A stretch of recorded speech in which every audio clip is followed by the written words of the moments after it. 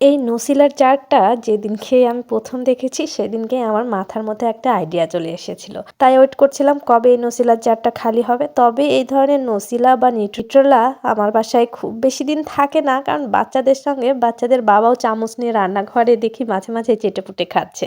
তো যাই হোক খুব বেশি দিন আমাকে ওয়েট করতে হয় না এটা ফাঁকা হওয়ার জন্য। তো ফাঁকা হলে এই তো আমি পরিষ্কার করে নিয়েছি। সঙ্গে কয়েকটা নরমাল যে মোমবাতি থাকে সেগুলা নিয়েছি। বুঝতেই পারছেন নিশ্চয়ই কি বানাবো। আর সঙ্গে ২ রকমের জড়ি নিয়েছি আর একদম মিনি সাইজের সিকোয়েন্স বা চুমকি যেটাই বলেন না কেন সেটা। আর এখানে আমি যে বাচ্চাদের ড্রয়িংয়ের মোম কালার থাকে সেগুলা নিয়েছি।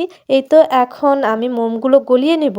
তো ক্যান্ডেল বানাবো বুঝতেই পেরে গেছেন নিশ্চয়ই। তো অনেক ভিডিও দেখেছি, অনেকবার দেখা যাচ্ছে ফেসবুকে স্ক্রল করতে গিয়ে ভিডিওগুলো সামনে এসেছে ক্যান্ডেল বানানোর। তো তখন থেকে কিন্তু ইচ্ছে ছিল যে একটা আমি নিজেও বানাবো। তো যখন এই যে নসিলার জারটা দেখেছিলাম তখনই ভেবেছিলাম যে এই নসিলার জারটা দিয়েই আমি ক্যান্ডেল বানাবো। তো মোমবাতির যে সুতাগুলো থাকে ওইটাই ব্যবহার করেছি আর সঙ্গে ২ ধরনের জড়ি দিয়ে দিয়েছি কিছুটা করে। তারপরে যে মিনি সাইজের সিকোয়েন্সগুলো নিয়েছিলাম সেটাও দিয়ে দিয়েছি। জারের অর্ধেক পরিমাণ পানি দিয়ে নিব। নেয়ার পরে আমি এগুলা মিশিয়ে নিব। তবে ১ম বার বানাতে গিয়ে কিন্তু বেশ কিছু ভুল করে ফেলেছি। এই যেমন সুতাটা আমি একদম নিচ থেকে দিয়েছি, এটা ছিল ১ম ভুল। তারপরে এই তো আমি হচ্ছে গরম মোম আর কি পানির মধ্যে দিয়েছি, এটা ২য় ভুল। আর একদম একেবারে ঢেলে দিয়েছি, এটাও ছিল এক ধরনের ভুল, যার কারণে যে নিচের দিকে গিয়ে একদম জমাট বেঁধে গেছে। তবে এটাও কিন্তু এক ধরনের সৌন্দর্য হয়েছিল, মানে নিচ থেকে দেখলে মনে হচ্ছে সমুদ্রের নিচে যে পাহাড়গুলো থাকে ওরকম লাগছিল।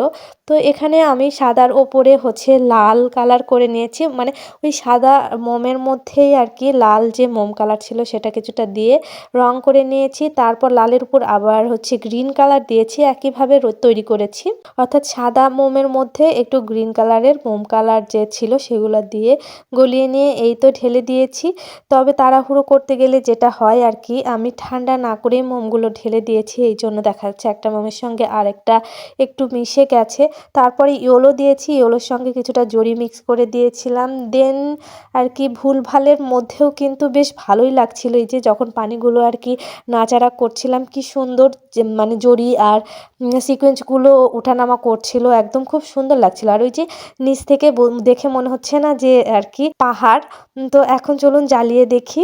এই তো জ্বালিয়ে নিয়েছি, দেখেছেন কত সুন্দর জ্বলছে। তো ফার্স্ট টাইম বানিয়েছি কিন্তু এত সুন্দর হবে, যদিও কিছুটা ভুল করেছি, একদম পারফেক্ট হয়নি, তারপরেও কিন্তু মাশাআল্লাহ অনেক ভালো হয়েছে, অনেক সুন্দর লাগছিল দেখে।